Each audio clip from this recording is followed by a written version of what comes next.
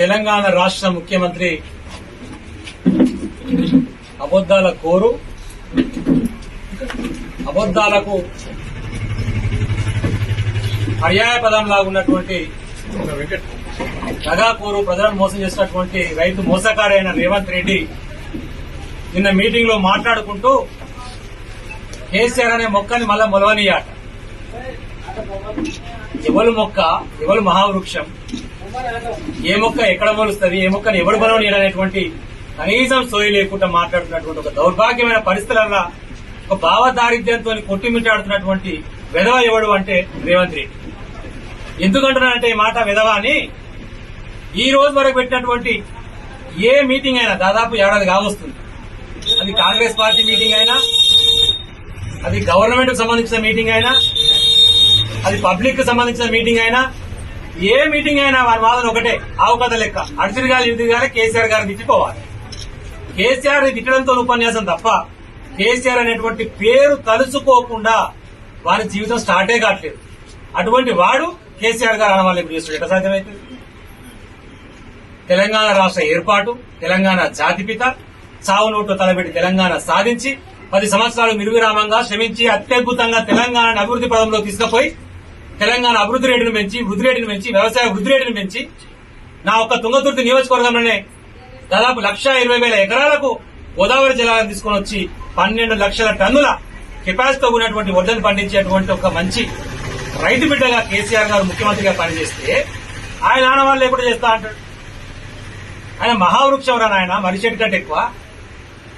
ఆ మరిచెట్టు కింద ఊడగిడ అంటారు, నువ్వు ఊడ కాదు. తులసి వనంలో గంజాయి మొక్క లెక్క రేవంత్ రెడ్డి అంటాడు, వాడు గంజాయి మొక్క. మనం దేని వీకేస్తాం? కలుపు మొక్కను వీకేస్తాం. ఆ గంజాయి మొక్క, కలుపు మొక్క అయినటువంటి రేవంత్ రెడ్డి గారిని పీకడానికి ప్రజలందరూ రెడీగా ఉన్నారు. నువ్వు మూసి కాడికి సెక్యూరిటీ లేకుండా పోయినా, ఏ వడ్ల కళ్ళల కాడికి సెక్యూరిటీ లేకుండా పోయినా, బట్టలు కూడా తీసి తన్ని తరిమేసేటువంటి పరిస్థితి నీకున్నది. ఇప్పుడు పెద్ద పెద్ద పొడుగు మాటలు మాట్లాడుతున్నావు కదా, నువ్వు బయటకు వస్తే నిన్నే కొట్టి తరిమేసేటువంటి పరిస్థితి, నీ మొక్కనే పీకేసేటువంటి పరిస్థితి, నీలాగునే పీకేసేటువంటి పరిస్థితి ఈరోజు తెలంగాణలో కనపడుతున్నది. ఏ ఒక్క డిపార్ట్మెంట్ అయినా, ఏ ఒక్క వర్గానికి సంబంధించిన ప్రధానికమైన సంతోషంగా ఉన్నారో దయచేసి చెప్పని చెప్పి విజ్ఞప్తి చేస్తాను. ఏ ఒక్క వర్గమైనా సరే, డిపార్ట్మెంట్లు చూస్తే అన్ని డిపార్ట్మెంట్లు నియంత్రించాల్సిన పోలీసులు కూడా ధర్నాలకు వచ్చినట్టు అర్థమైంది. ఆశాలు, అంగన్వాడీలు, రైతులు, పోలీస్ డిపార్ట్మెంటు, ప్రతి ఒక్క డిపార్ట్మెంట్ లా ధర్నాలు చేసేటువంటి పరిస్థితి.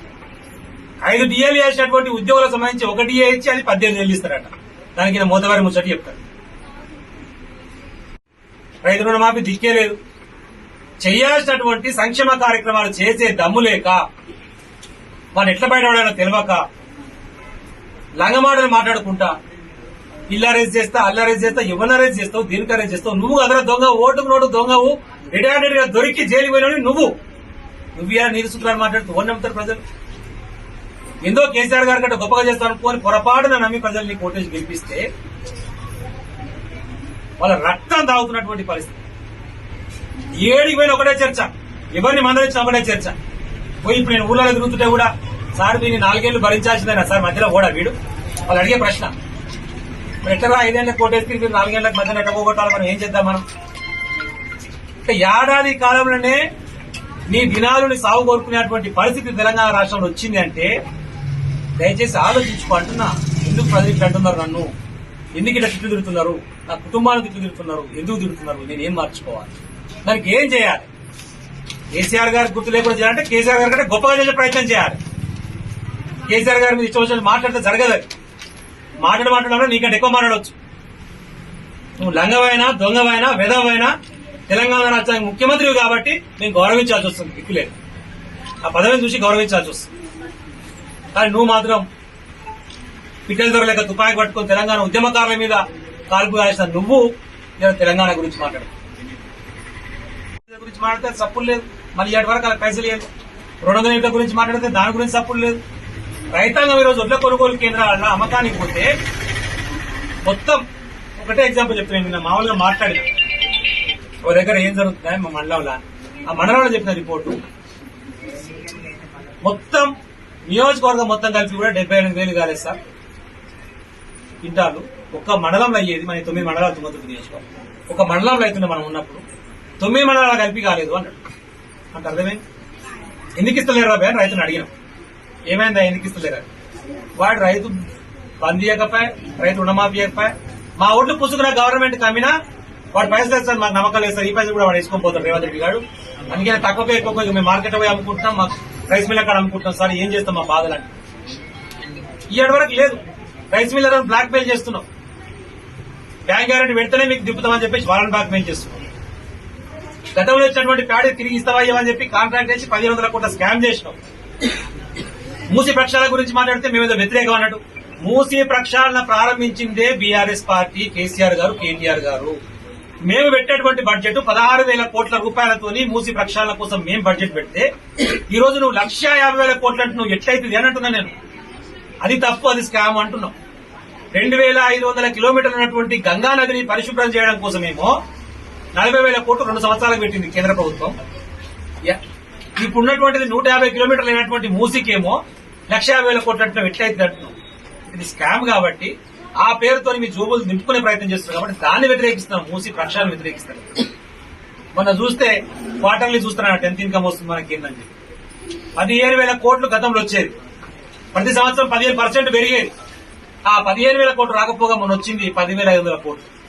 4,500 కోట్లు రెగ్యులర్ రావాల్సిన ఇన్కమ్ తగ్గింది. అంటే ఏంటి కారణం? మీకు చేతనైతే ప్రభుత్వాన్ని నడుపుడు ఒక కారణం అయితే, మేము కడుపు కట్టుకుంటే మీకు రైతు బంధు ఒక రోజు ఇస్తా, రైతు రుణమాఫీ ఒక రోజు చేస్తా అని మాట్లాడడం. అప్పుడు మేము కడుపు కట్టుకొని పని చేసినాం. అందుకనే 15,000 కోట్లు గవర్నమెంట్ రెవెన్యూ వచ్చింది 3 నెలల్లో. కానీ ఈ రోజు ఆ 4,500 కోట్లు మీ కాంగ్రెస్ పార్టీ నాయకుల జోబులకు పోయినాయి కాబట్టి గవర్నమెంట్ గండిపడ్డది. ఎవడు కడుపు కట్టుకొని పనిచేస్తుండు, ఎవడు అవినీతితో పనిచేస్తుండో ప్రజలు గమనిస్తున్నారు. ప్రభుత్వాన్ని నడపడం చేత కాకపోతే దిగిపో. పొద్దుగాల లేస్తే ఢిల్లీకి 32 సార్లు తిరిగినావు. కనీసం ఇప్పటికి 6 మంత్రి పదవులు ఖాళీగా ఉన్నాయి. ఆ మంత్రి పదవులు నింపేటువంటి ధైర్యం లేదు. నువ్వు మాట్లాడు. ప్రజల పక్షాన ప్రధాన ప్రతిపక్ష పాత్ర పోషిస్తూ నిర్విరామంగా 10 సంవత్సరాలు చేసినటువంటి అభివృద్ధి కుంటిపడకుండా ఉండాలంటే మళ్లీ మేము ప్రజల పక్షాన్ని నిలబడతాం, ప్రజల కోసం కొట్లాడతాం. ప్రజలకు ఏ సమస్య వచ్చినా అందుబాటులో ఉండి వాళ్ళ పక్షాలు నిలబడి సమస్య పరిష్కారం కోసం మా చేతనైనంత వరకు సహకరిస్తూ ముందుకు సాగుతాం. దీన్ని కూడా ప్రజలు గమనించి సహకరించి అవసరం ఉన్న దగ్గర ఎక్కడైనా సరే ప్రభుత్వాన్ని నిలదీసే విధంగా అందరం కలిసికట్టుగా ముందుకు సాగాలని చెప్పి మిమ్మల్ని విజ్ఞప్తి చేస్తాం.